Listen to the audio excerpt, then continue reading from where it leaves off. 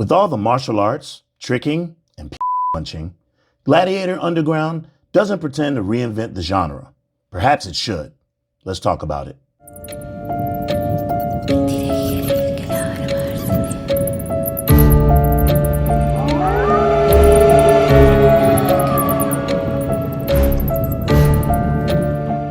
Gladiator Underground is what appears to be a passion project by the folks over at Martial Club.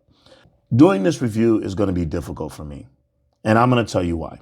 Full disclosure, I've reached out to the people over at Martial Club several times to ask them to be on the channel. So what I'm afraid of is when doing this review, that it will appear, because they have yet to respond to me over the past year, that it's some kind of hateration, or that I'm trying to get back at them. It's absolutely not the case. When you do martial arts movie reviews, I tend to speak from the heart. Everything that you get from me on this channel is my real, authentic feeling of a movie. There may be movies that I have an affinity for that are, by many accounts, some will consider to be trash. And you're right to feel that way because movies are subjective. Then there are other movies that some may hold near and dear to their heart that I may not be as passionate about or may feel as great they are. A perfect example of this would be a movie such as Two on the Road, right? Also known as Fearless Dragons. I happen to know that a lot of people really love this film. I am one of those who does not. I do, however, love the last 15 minutes of the film, which is the end fights, which are, in my opinion, some of the best, most creative martial arts choreography that I've ever seen. And I absolutely love the final 15 minutes of the movie. The lead up, I'll leave that for you to decide. Go watch my videos and you'll get an idea of what it is that I think about the movie as a whole. So yes, I have a tendency to like certain parts of a movie while not liking the entire sum total. Okay, that being said, what the boys over at Martial Club has done is beyond spectacular. They have taken a YouTube career and turned it into a bona fide martial arts studio-worthy career, right? These guys have been in Shang-Chi. They've been in Everywhere, Everything, All at Once. They've done a lot of other small projects. I happen to know of a really big project that's coming out really soon that I hear is fantastic. I haven't actually seen it. These guys are special, no doubt.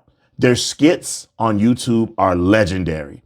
And I love the martial arts and the choreography and the love that they put into their skits and the things that they've done on the channel. So they're to be commended for that, right? I don't want to take anything away from them on that. However, now once you move into the movie space, there's a different expectation, right? The acting has to be better. Now, I'm not saying that they have to be Shakespearean legends or anything of that nature. I'm just saying that it has to be a little bit more realistic, a little bit more believable. Okay. So let me start by saying that the two Lee brothers, Anthony and Andy, I believe their names are, their acting is really bad. Their acting is really bad. They're acting as if they're doing a skit. They're literally talking and projecting as if they're doing a skit. And for those who have acted, they will tell you there's a difference between, like, for example, soap opera acting, right, versus TV acting versus movie acting. All three have their place, but they have a different feel and energy to them. In my personal opinion, what it looks like to me is like they think they're still doing a skit and not doing some real acting. Now, the gentleman who plays the other brother, who I've also seen in some of their skits, I think that he has the potential. There are moments where he is really emoting. You can even see some water welling up in his eyes when he's delivering some of his lines, like it's more believable. And I think he's got the chops, right? Not to say that the two Lee brothers can't get there. It's only to say that I think he was tapping into something that was a little bit more real. The plot is your basic blood sport type plot, right?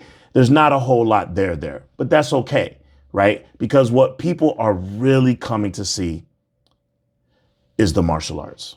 And I got to tell you, martial arts is fantastic, right? The martial arts, the theatricality of the martial arts, the demonstration is fantastic. Now, I will admit there are certain scenes that clearly you can tell are being built to set up a trick, right?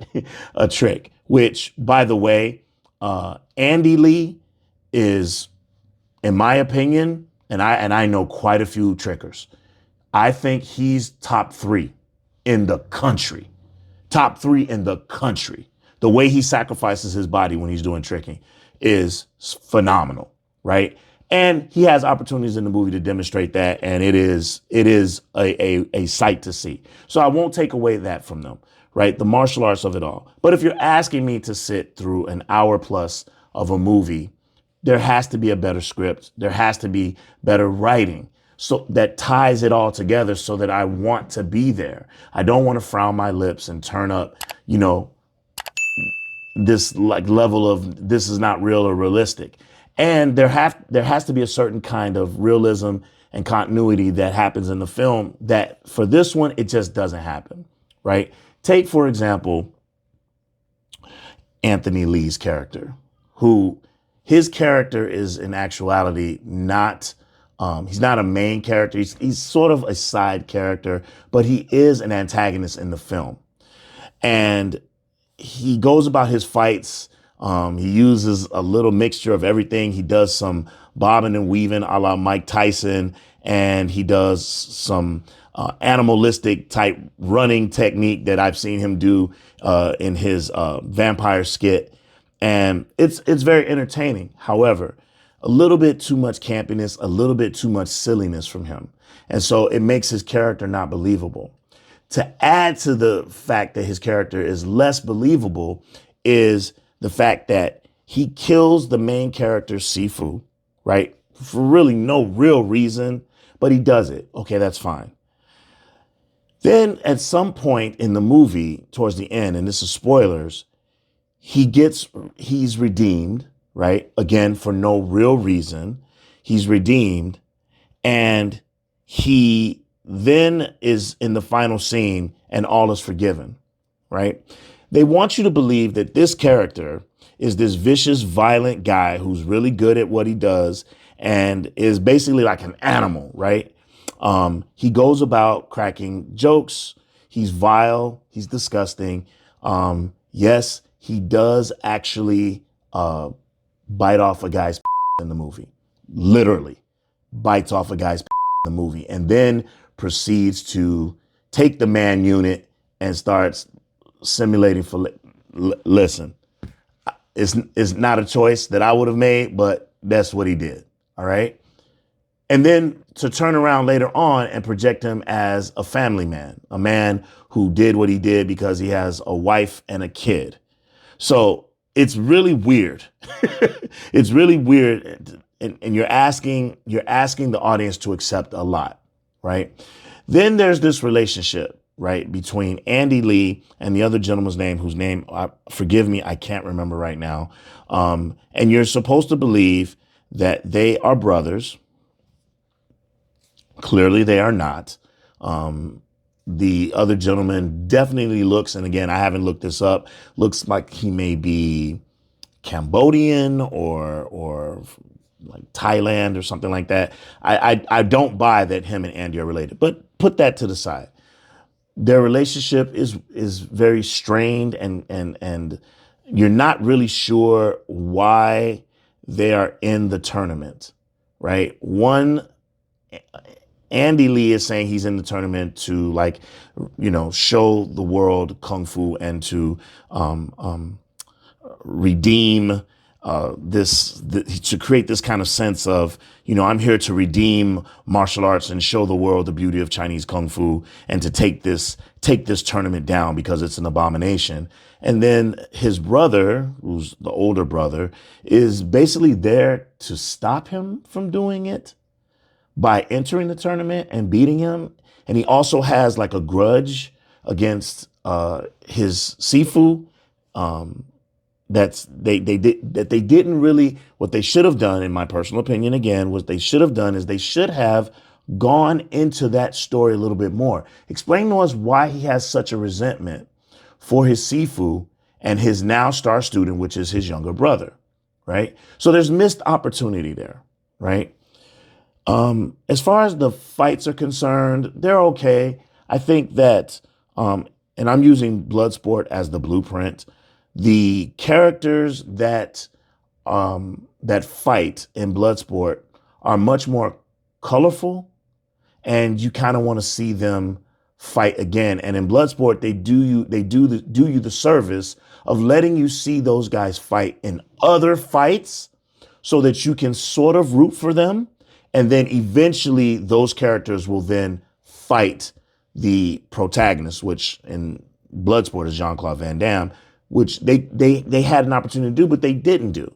So the people who appear in the fights to fight the guys from Martial Club, they're not terribly interesting. They don't look terribly skilled.